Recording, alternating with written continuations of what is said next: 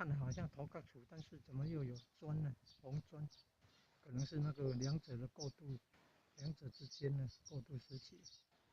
哦，不然涂抹那个不是粘土吗？然后再涂抹石灰的哈，石灰吸水防潮湿的哦。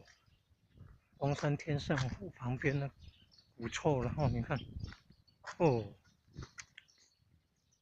古代可能大家族，房子一间一间的连接的。哦，峰山天圣湖主要供奉治水成功的大禹地，在这里被尊称为护戒圣地。护戒圣地，中华民国100年，今天11月14号，农历10月15号，下元节。这是水官大帝的圣诞，也是游王公代天行寿